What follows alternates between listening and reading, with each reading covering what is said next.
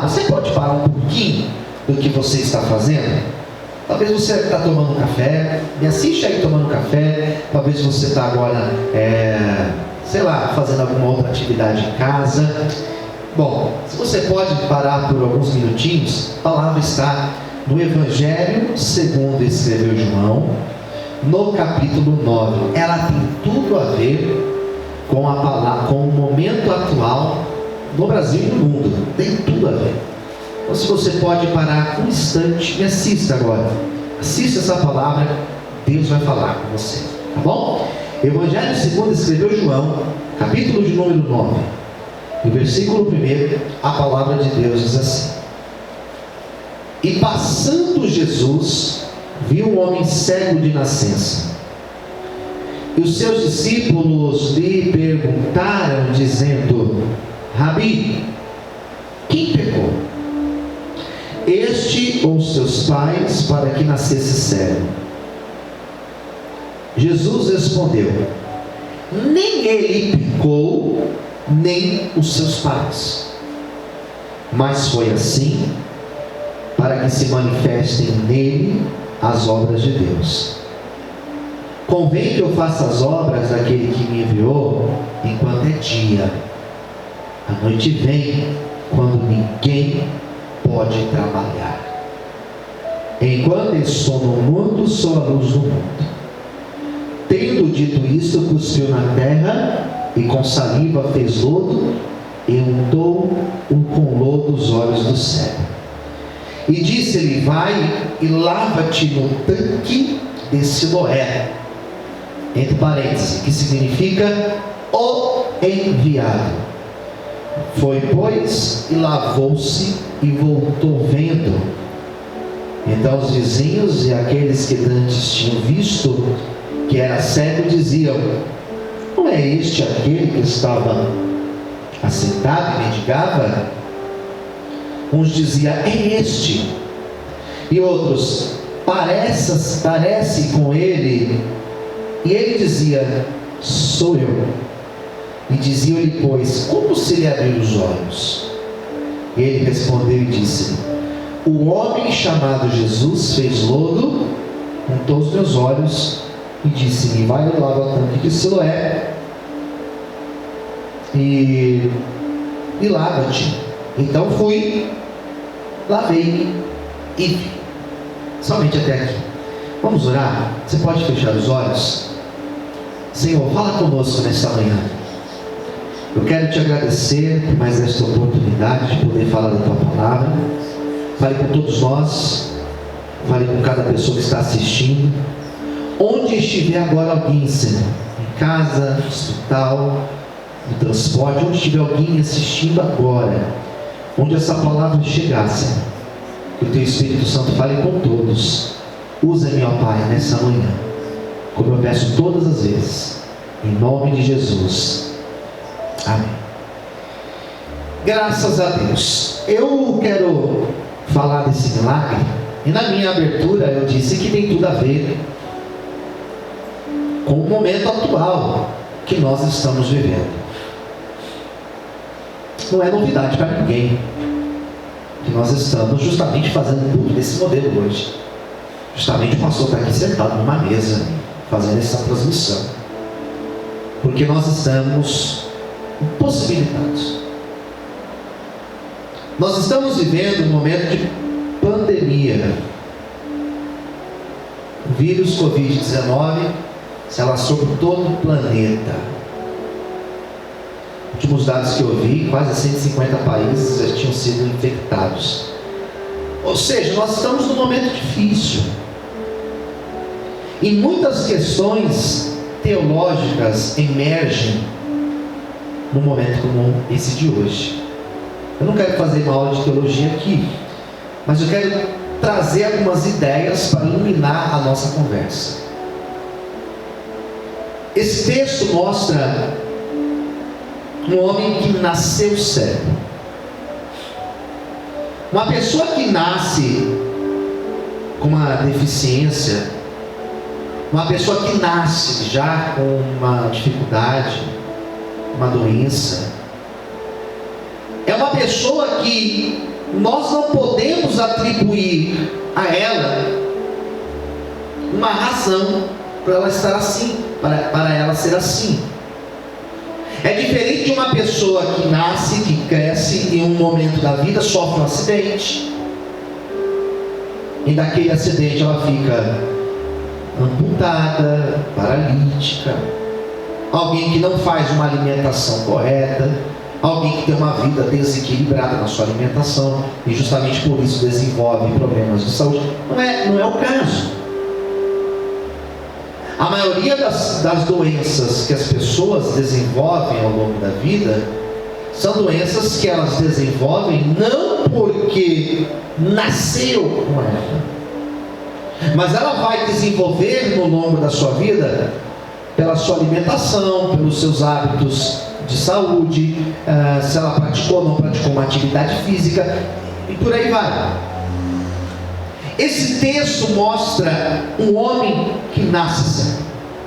E aqui é preciso trazer contexto. Ele nasce cego numa época onde doença, enfermidade, deficiência física estava relacionada a castigo divino. Alguém doente era alguém castigado. Alguém doente era alguém que tinha feito alguma coisa, ou alguém tinha feito também lá atrás, pai, mãe, e a pessoa então nasceu doente, desenvolveu uma doença. Esse homem do texto, a gente não tem nome dele, mas ele nasce nesse contexto judaico, um contexto que lhe dava uma sentença: ninguém é cego por acaso. É igual alguém falar assim: essa doença de hoje, esse vírus, não é por acaso. Ontem eu fiz eu joguei ontem nas minhas redes sociais um trecho de um vídeo meu, de uma fala minha, falando justamente sobre o Covid-19, e eu fiz uma pergunta: esse vírus é uma doença? Um castigo de Deus? Interrogação. É Deus castigando a terra? E nós temos ouvido muitos pastores dizendo é castigo de Deus, e também temos ouvido muitos pastores dizendo não é castigo de Deus. Se nós tivermos uma mentalidade aqui, dessa época judaica, o que nós vamos dizer? Ou é porque ele pecou, ou é porque nós pecamos, ou os nossos pais pecaram. Então nós vamos dizer o seguinte: Covid-19 é uma consequência do pecado humano. É uma consequência porque nós fizemos errado, porque nós pecamos contra Deus, porque a gente não foi no culto domingo, e por isso nós estamos com essa doença aí na terra. É isso. Um homem era cego, pegaram esse homem e levaram até Jesus.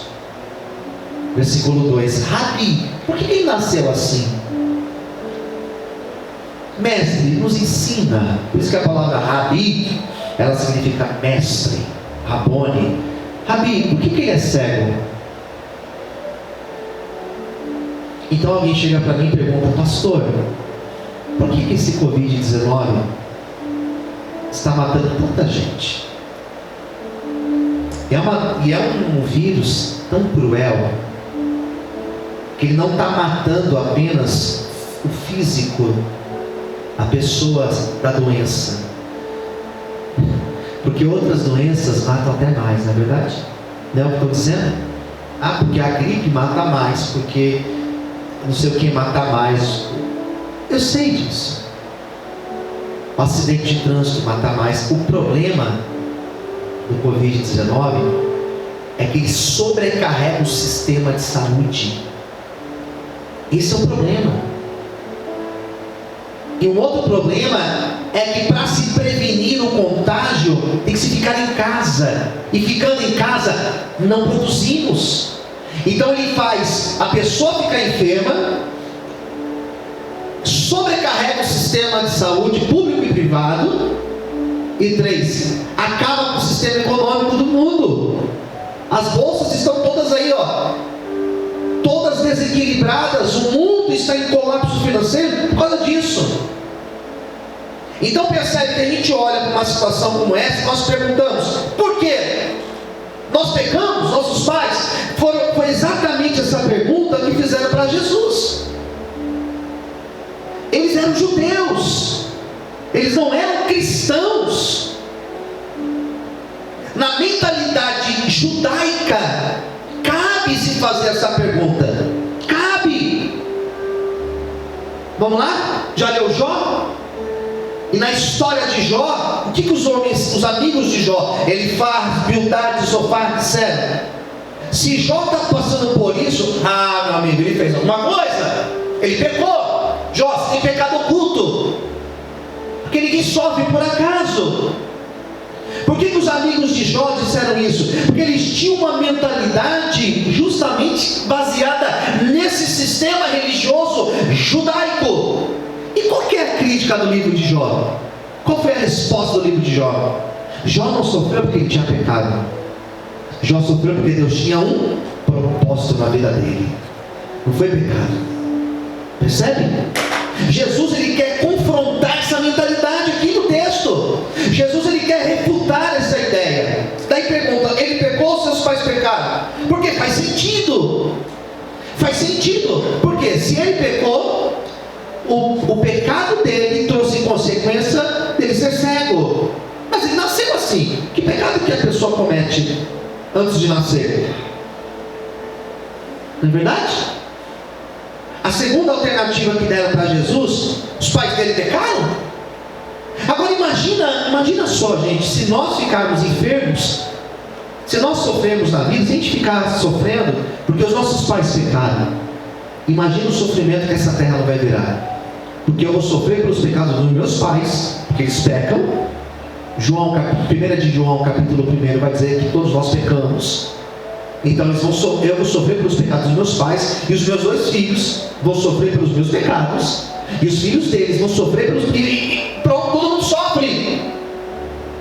Jesus então olha para aqueles homens e Jesus dá uma resposta, que é a resposta que eu quero dar para você, que tem dito, que tem afirmado, que tem colocado aí Covid-19 como uma razão de castigo.